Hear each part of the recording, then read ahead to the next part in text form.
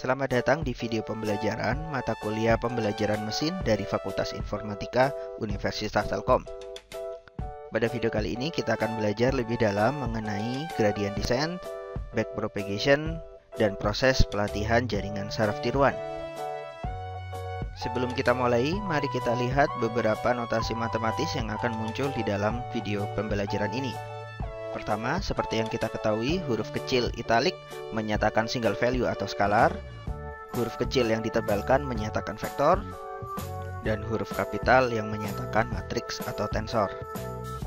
Kemudian di bawah kita bisa melihat notasi matematis yang menyatakan dimensi dari suatu vektor atau matriks.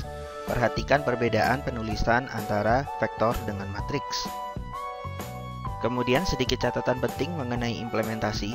Perlu diketahui bahwa beberapa bahasa pemrograman yang mengakomodasi proses perhitungan matriks merepresentasikan suatu vektor sebagai vektor kolom atau vektor baris, yang secara teknis merupakan suatu matriks. Karena itu, kita bisa melakukan operasi transpose pada vektor kolom untuk mengubahnya menjadi vektor baris. Namun, di beberapa bahasa pemrograman yang populer digunakan untuk mengimplementasikan metode pembelajaran mesin seperti Python, vektor didefinisikan sebagai array satu dimensi dan divisualisasikan sebagai vektor baris. Dan karena proses transpose adalah membalik dimensi dari suatu array, maka mentranspose suatu vektor baris atau array satu dimensi tetap akan menghasilkan sebuah vektor baris atau array satu dimensi juga.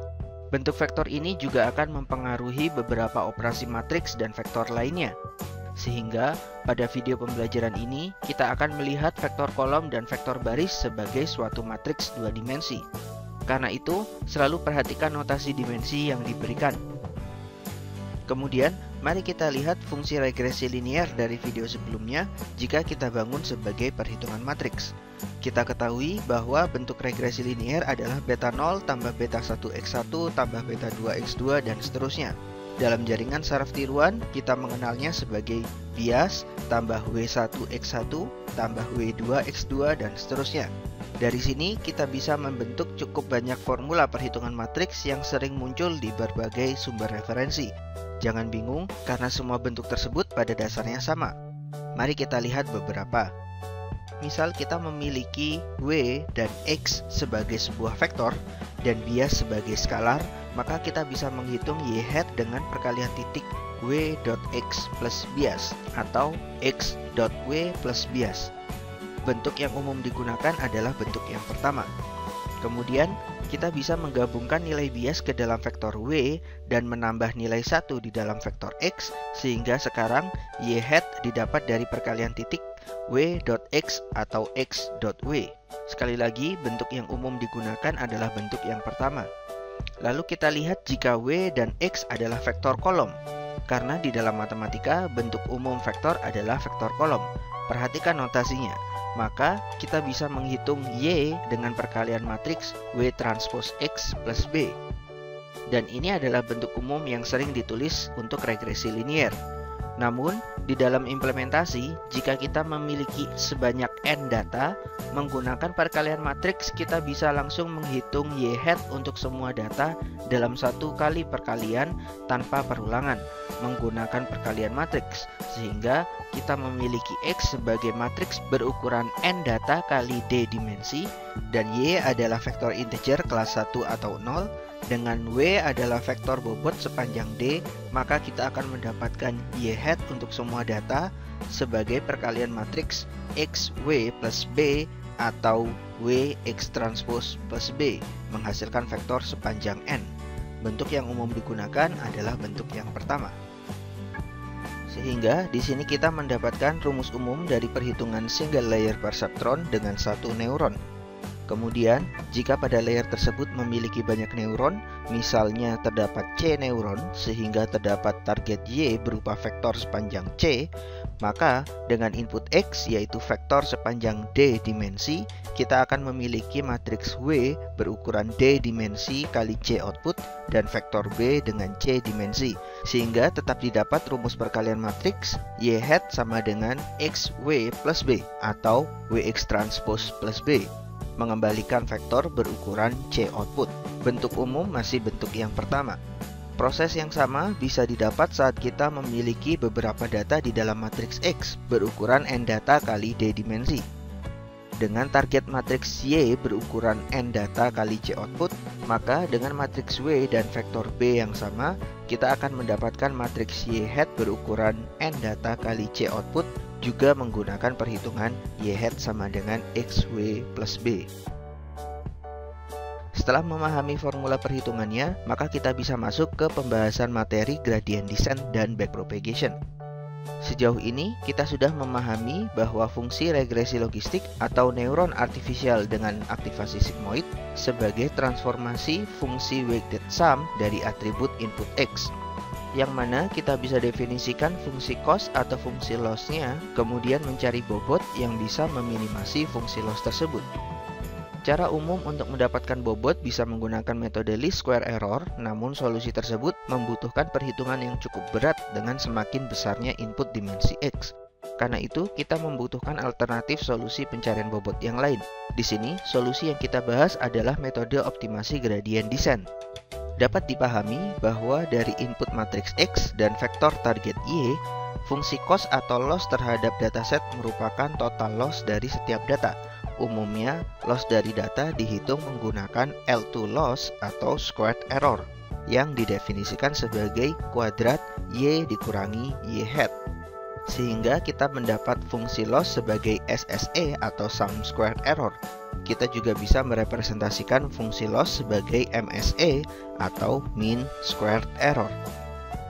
Sebenarnya kita bisa menggunakan fungsi loss yang lain, namun bentuk ini umum untuk digunakan karena kemudahan penurunannya menuju gradient descent. Di sini dapat kita pahami bahwa loss adalah suatu fungsi terhadap bobot W. Kita bisa visualisasikan fungsi loss sebagai suatu kurva yang menyatakan nilai loss yang didapat terhadap setiap kombinasi bobot W. Misal dengan visualisasi yang tertampil, tujuan kita adalah mencari W1 dan W2 yang akan mendapatkan nilai loss terkecil. Di sini kita gunakan kalkulus untuk mendapatkan gradiennya, sehingga kita dapatkan permasalahan generalisasi untuk meminimasi error terhadap semua data. Kemudian dengan gradien, kita mendapatkan arah kemiringan yang menyatakan ke mana parameter bobot harus diubah untuk meminimasi error tersebut. Disinilah kita mendapatkan istilah gradient descent sebagai metode optimasi iteratif menggunakan turunan pertama untuk mencari nilai minimum dari suatu fungsi. Mari kita lihat step by step penurunan gradient descent pada sebuah neuron. Seperti yang diketahui bahwa output neuron didefinisikan sebagai sigmoid dari Wx plus B. Untuk mempermudah penjelasan, kita akan pecah perhitungan sebagai Y hat adalah sigmoid dari V dan V sebagai Wx plus B, di mana sigmoid sendiri terdefinisi sebagai 1/1 plus eksponen dari minus V. Sehingga jika kita substitusikan ke dalam fungsi loss, kita akan dapatkan fungsi yang panjang sebagai berikut. Oke, kita skip membaca fungsinya. Tapi satu hal yang bisa dicermati bahwa terdapat penambahan angka 1/2 di dalam fungsi tersebut. Mengapa demikian? Kita akan lihat penjelasannya lebih lanjut. Target kita adalah mencari nilai bobot W yang meminimasi fungsi loss L. Di sini kita akan menghitung gradien dari turunan parsial fungsi loss terhadap W dan fungsi loss terhadap B sebagai nilai yang harus kita ubahkan kepada bobot W dan bias B saat ini agar lossnya menurun. Untuk mendapatkan turunan fungsi loss terhadap W, maka kita gunakan chain rule dan kita dapatkan sebagai turunan loss terhadap Y hat dikali turunan Y hat terhadap W, sehingga menghasilkan 2 kali Y min Y hat dikali turunan Y hat terhadap W. Di sini dapat diperhatikan bahwa hasil penurunan mendapatkan nilai konstanta 2. Inilah alasan mengapa di dalam fungsi loss kita tambahkan pengali 1/2 agar nilai konstanta 2 ini bisa kita abaikan. Jika kita lanjutkan rantai penurunannya, kita dapatkan bahwa turunan Y hat terhadap V adalah turunan sigmoid yang menghasilkan sigmoid V dikurangi sigmoid kuadrat V. Ya, di sini saya tidak akan jelaskan proses penurunan fungsi sigmoidnya. Saya yakin kalian bisa menghitungnya sendiri, sehingga kita tersisa pada turunan V terhadap W. Dari rumus kita dapatkan bahwa sudah jelas penurunan V terhadap W menghasilkan X.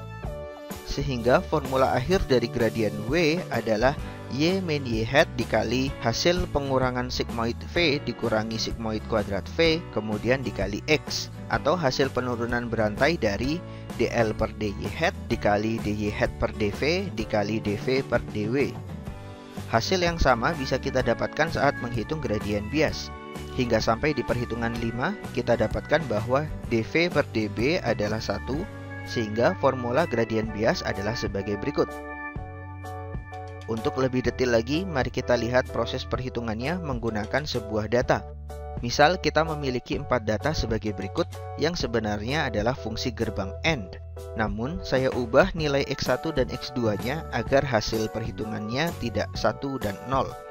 Kemudian di sini bobot diinisialisasi secara random dan kita dapatkan W1 sama dengan 0,5 dan W2 sama dengan 0,7 dengan bias 0. Kemudian untuk memperjelas perhitungan, kita pisah perhitungan V menjadi M plus N plus B. Sehingga jika kita ambil data pertama dan kita jalankan perhitungan maju atau forward pass, pada tahap perkalian ini kita akan dapatkan M sama dengan minus 0,05 dan N sama dengan 0,14. Kemudian kita akumulasi dan kita dapatkan V sama dengan minus 0,09. Masuk ke dalam sigmoid, kita dapatkan Y hat adalah 0,522, sehingga error data yang dihasilkan adalah minus 0,522. Dari sini kita bisa cari gradien W1, W2, dan B, sehingga kita jalankan propagasi mundur atau backward pass. Gradien dari Y hat terhadap V atau gradien dari sigmoid adalah Y hat dikurangi Y hat kuadrat sama dengan 0,249. Nilai ini yang kita sebut sebagai gradien lokal. Kemudian kita dapatkan gradien loss terhadap V menggunakan chain rule adalah minus 0,13. Kemudian dari V kita dapatkan gradien lokal masing-masing adalah 1, sehingga dihasilkan gradien M, N, dan B adalah minus 0,13.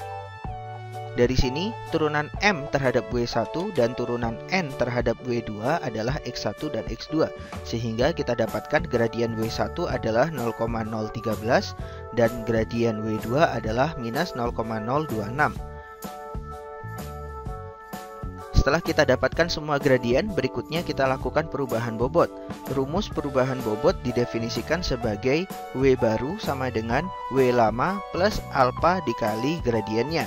Alpha adalah learning rate dan saat ini kita definisikan sebagai 1. Nanti kita akan bahas learning rate lebih dalam pada video berikutnya. Kemudian dari gradien W1, W2, dan bias B yang kita dapatkan, jika kita lakukan perubahan bobot, maka kita akan dapatkan bobot-bobot baru sebagai berikut.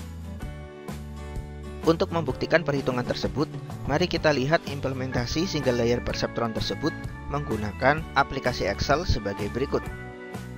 Sekarang mari kita coba.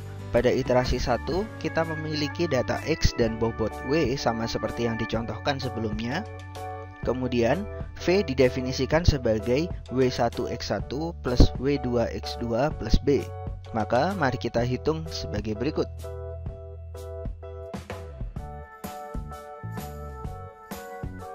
Lalu, lakukan untuk semua data.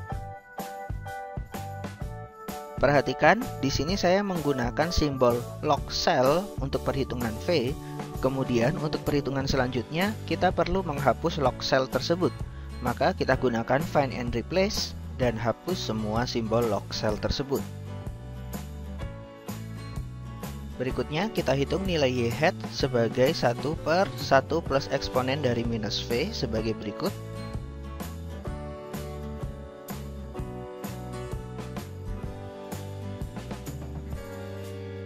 Dan terakhir kita hitung errornya.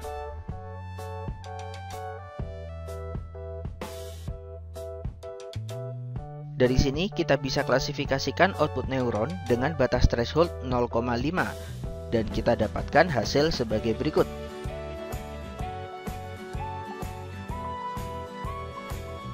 Mari kita tambahkan satu kolom lagi untuk mengecek apakah prediksi sudah benar.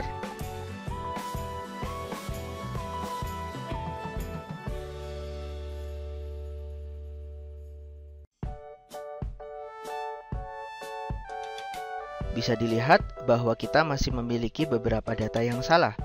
Di sini kita bisa hitung MSE pada iterasi 1 ini.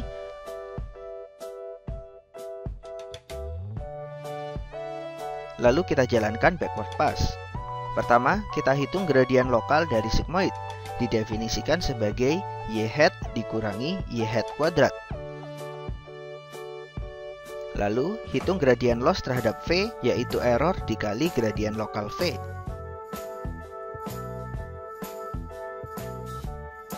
Dari sini kita ketahui bahwa gradien lokal V terhadap W adalah X, maka total gradien W1 adalah jumlah perkalian masing-masing data X dengan gradiennya. Sehingga kita hitung X1 data pertama dikali gradiennya, ditambah X1 data kedua dikali gradiennya, dan seterusnya. Lakukan hal yang sama untuk gradien W2.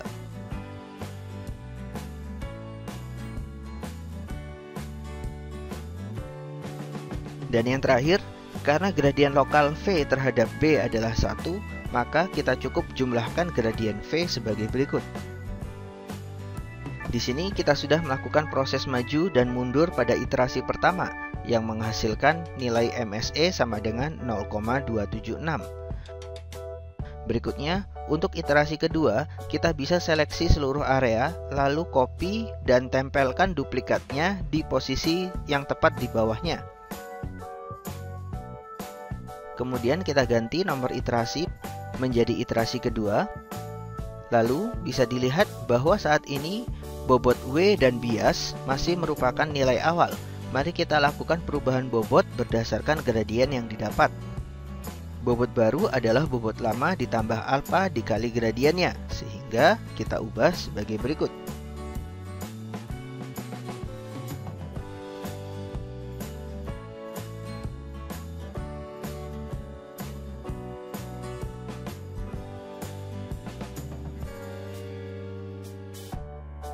Oke, sekarang selesai sudah iterasi kedua, otomatis semua perhitungan akan dijalankan.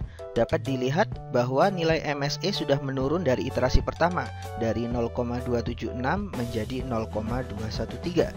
Dan terlihat juga bahwa kita sudah mendapat lebih banyak data yang benar terklasifikasi. Untuk iterasi ketiga, kita tinggal mengopi bagian iterasi kedua dan menempelkan duplikatnya di bawahnya lagi. Untuk nomor iterasi, kita ubah menjadi iterasi ketiga. Dan dapat dilihat bahwa dengan 3 iterasi saja, kita sudah mendapatkan akurasi 100%. Sehingga, itulah contoh implementasi dari single layer perceptron untuk mengklasifikasikan data kelas biner. Kembali ke slide, sekarang kita sudah bisa mengimplementasikan neuron. Namun, untuk efektivitas perhitungan, kita perlu berpikir bagaimana caranya untuk mengubah perhitungan gradien desain yang ada menjadi perhitungan matriks. Berdasarkan contoh sebelumnya, jika kita vektorisasi semua perhitungan, maka kita dapatkan X adalah vektor baris berukuran 1x2 dan W adalah vektor kolom berukuran 2x1, maka perkalian matriks X dot W plus B mendapatkan satu nilai atau vektor 1x1. Kemudian selanjutnya perhitungan skalar sederhana sehingga kita dapatkan gradien Y hat. Dari sini kita bisa hitung gradien X sebagai perkalian matriks DY hat dikali W transpose. Dan gradien W sebagai perkalian X transpose dengan DY hat. Coba cermati hubungan perkalian maju dan perkalian mundur dari Y sama dengan XW menjadi DW sama dengan X transpose DY dan DX sama dengan DY dikali W transpose. Perhatikan posisi matriks yang dikalikan dan efek transposnya agar kalian bisa memahami aturan sederhana dari proses ini. Kemudian dapat dilihat bahwa dari perhitungan ini kita bisa mendapat gradien bobot dan juga gradien data. Seperti yang sudah disebutkan, gradien adalah nilai yang harus ditambahkan kepada nilai awal guna mengurangi nilai loss. Gradien bobot sudah pasti kita gunakan. Lalu, apa gunanya gradien data? Karena tidak mungkin kita mengubah dan memanipulasi data. Di sini, gradien X digunakan pada proses multilayer perceptron. Sekarang, sebelum masuk ke sana, Mari kita lihat contoh implementasi perhitungan single layer perceptron ini jika dilakukan secara perkalian matriks menggunakan bahasa pemrograman Python. Di sini kita gunakan paket library NumPy pada bahasa pemrograman Python. Sekarang mari kita definisikan matriks X dan vektor Y seperti pada contoh sebelumnya.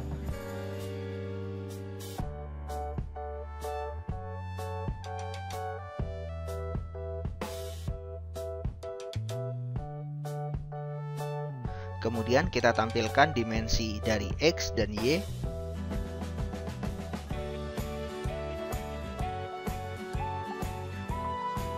Perhatikan perbedaan mendasar yang menandakan apakah suatu variabel merupakan matriks atau vektor. Kemudian kita definisikan vektor bobot W dan bias. Dan hitung perkalian matriks V sama dengan X dot W ditambah B.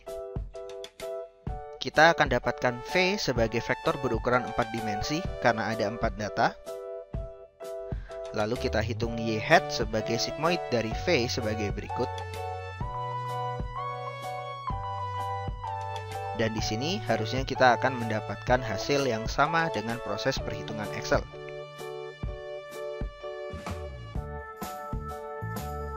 Selanjutnya kita hitung error sebagai Y dikurangi Y hat.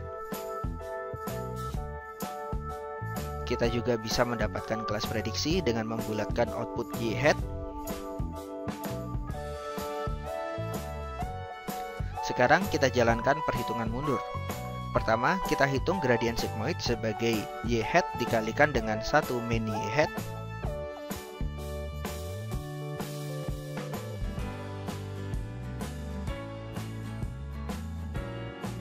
Lalu gradien V adalah gradien sigmoid dikalikan error.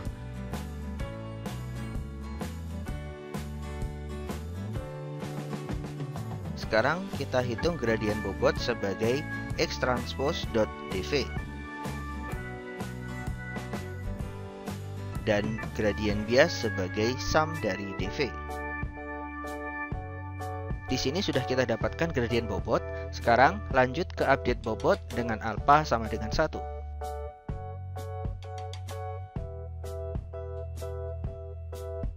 Kita dapatkan bobot baru yang sama dengan hasil perhitungan Excel. Oke, jadi itulah implementasi proses gradient descent untuk satu iterasi. Sekarang mari kita gabungkan semuanya menjadi satu fungsi bernama fungsi step sebagai berikut.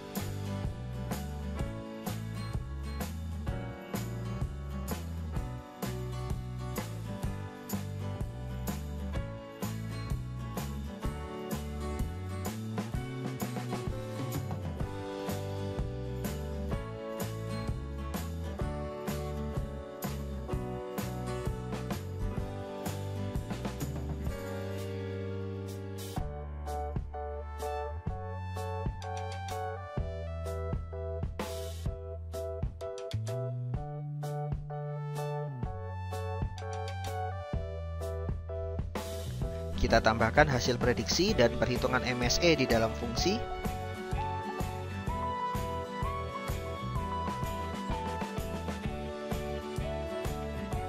Lalu mari kita coba jalankan iterasi pertama.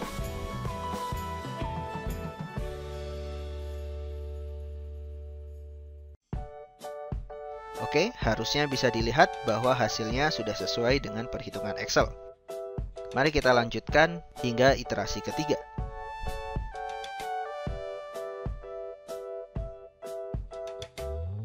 Oke, itulah implementasi single layer perceptron menggunakan bahasa pemrograman Python yang dibangun menggunakan perkalian matriks. Kembali ke slide. Sekarang mari kita pahami apa yang dimaksud dengan backpropagation di dalam jaringan saraf tiruan. Saat ini kita sudah bisa menjalankan gradient descent pada single layer perceptron. Proses penurunan rumus untuk menghitung gradien pada jaringan satu layer cukuplah mudah. Permasalahan muncul begitu kita ingin menambah kemampuan jaringan dengan menambahkan hidden layer di dalamnya.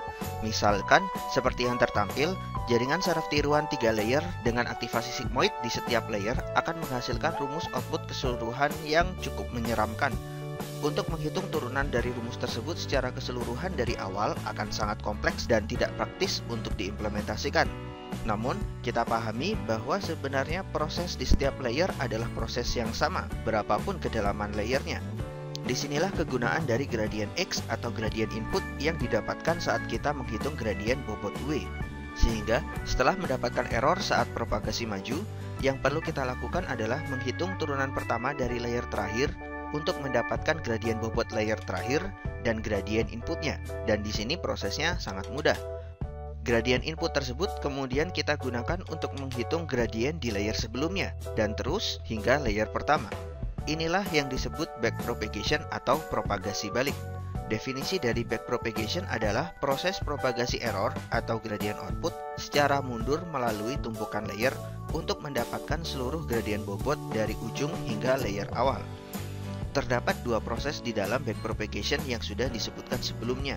Proses maju untuk menghitung output setiap layer dan menghitung error terhadap target. Proses mundur untuk mempropagasikan error pada bobot melalui gradien di setiap layer. Sekarang, mari kita lihat contoh backpropagation pada jaringan saraf tiruan dua layer berikut. Misal, di sini kita memiliki data untuk gerbang XOR. Yang kalian tahu bahwa untuk memisahkan output 1 dan 0, kita tidak bisa hanya menggunakan satu garis pemisah. Sehingga untuk kasus ini, kita membutuhkan hidden layer. Di sini kita memiliki dua matriks bobot W1 dan W2 serta dua vektor bias B1 dan B2 masing-masing untuk layer 1 dan layer 2. Propagasi maju pada jaringan ini dapat diurutkan sebagai berikut. Pertama, kita hitung output layer 1 sebagai V1 sama dengan XW1 plus B1. Dilanjutkan menghitung aktivasinya menggunakan fungsi sigmoid mendapatkan A1. Matriks A1 akan dihitung pada layer kedua sebagai V2 sama dengan A1W2 plus B2. Dilanjutkan sigmoid untuk mendapatkan output Y hat. Dari output Y hat kita bisa hitung error atau loss-nya. Lalu kita lanjutkan proses propagasi mundur. Dari error dikalikan dengan gradien lokal Y hat, kita dapatkan gradien V2. Kemudian berdasarkan turunan V2 terhadap W2, B2, dan aktivasi A1, kita dapatkan gradien W2, gradien B2, dan gradien aktivasi A1. Gradien aktivasi A1 dikalikan dengan gradien lokalnya didapatkan gradien V1. Dan terakhir dari turunan V1 kita dapatkan gradien W1 dan B1. Sehingga jika kita tulis secara lengkap dan terurut, kita dapatkan implementasi jaringan saraf tiruan dua layer sebagai berikut. Forward layer 1, forward layer 2, hitung error, backward layer 2, dan backward layer 1. Diakhiri dengan update bobot. Proses ini kita mulai lagi dari awal untuk iterasi berikutnya. Nah, dapat dilihat bahwa prosesnya sangat mudah. Implementasi jaringan saraf tiruan dua layer pada bahasa pemrograman Python sangatlah sederhana, sesederhana 11 baris saja.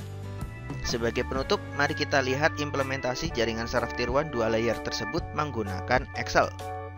Berikut adalah tampilan yang saya buat. Kita mulai dari bobot random dan bias 0 sebagai berikut.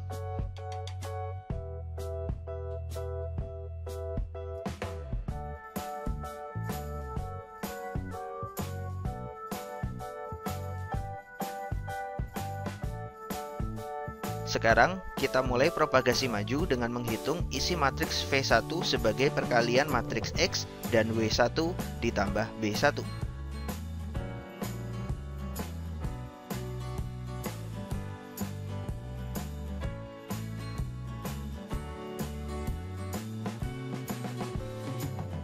Lalu, hitung matriks A1 sebagai sigmoid V1 sebagai berikut.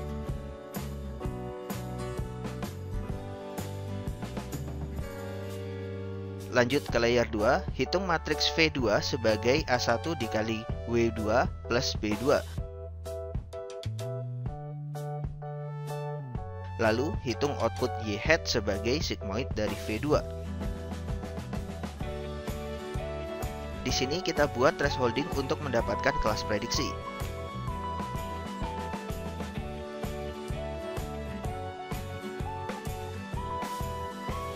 Bisa kita lihat bahwa masih banyak data yang salah. Kemudian kita akhiri propagasi maju dengan menghitung error dan MSE-nya sebagai berikut.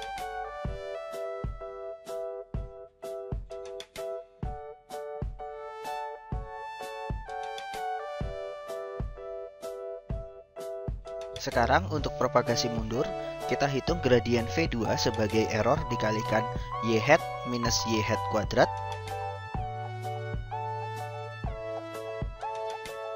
Lalu hitung gradien W2 sebagai perkalian matriks transpos A1 dengan dV2.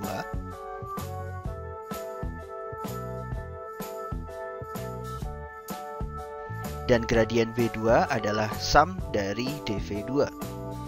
Kemudian hitung gradien A1 sebagai perkalian matriks dV2 dengan transpos W2 sebagai berikut.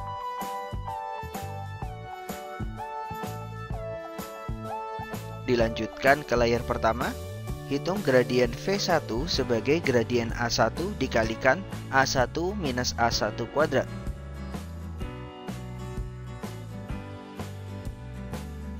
Dan hitung gradien W1 sebagai perkalian matriks transpos X dengan dV1.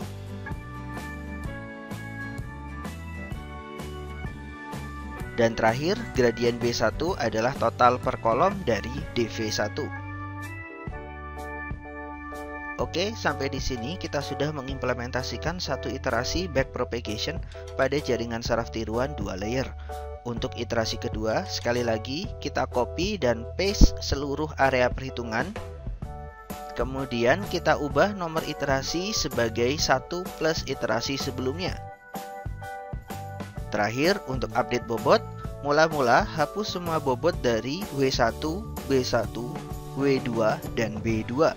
Kemudian hitung bobot baru dengan rumus bobot lama plus alfa dikali gradien bobotnya.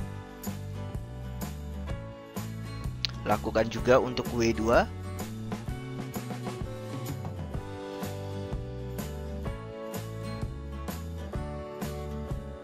Dan jaringan saraf tiruan kita sudah selesai. Dapat dilihat bahwa MSE di iterasi kedua sudah menurun, namun masih terdapat kesalahan pada prediksi. Mari kita lanjutkan pada iterasi ketiga.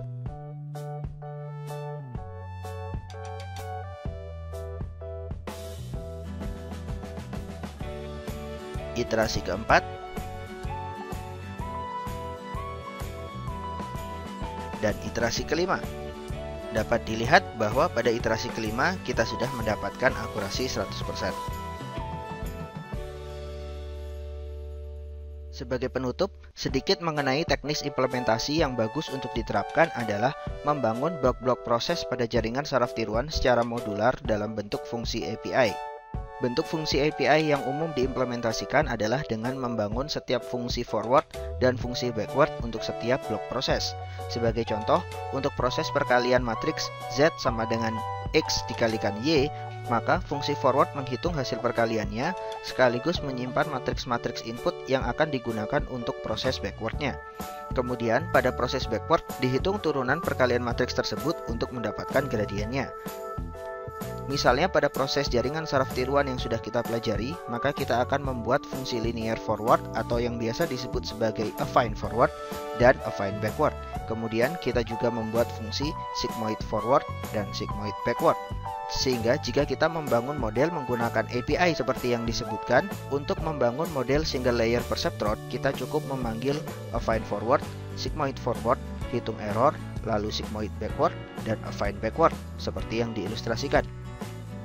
Selanjutnya, jika kita ingin menambah layer di dalam jaringan, kita tinggal menambah tumpukan fungsi API menjadi affine forward, sigmoid forward, affine forward lagi, dan sigmoid forward lagi. Baru setelah menghitung error, kita tambahkan sigmoid backward, affine backward, sigmoid backward, dan affine backward lagi. Dengan begini, pembangunan model jaringan menjadi sangat mudah. Library-library pembelajaran mesin yang populer saat ini seperti TensorFlow, PyTorch, Caffe, MXNet, dan lain-lain semuanya menerapkan implementasi seperti ini. Oke, kita sampai di akhir video. Rangkuman yang bisa kita ambil adalah jaringan saraf tiruan bisa menjadi sangat besar dan dalam, sehingga tidak praktis untuk kita mengkodekan rumus gradien dan turunan secara manual. Backpropagation adalah implementasi rekursif dari chain rule di dalam model komputasi graf untuk menghitung gradien dari semua input-inputnya. Dan yang terakhir, implementasi disarankan untuk menjaga bentuk model graf dengan membangun fungsi API forward dan backward. Sampai di sini dulu video pembelajaran ini. Semoga membantu. Sampai jumpa di video berikutnya. Terima kasih.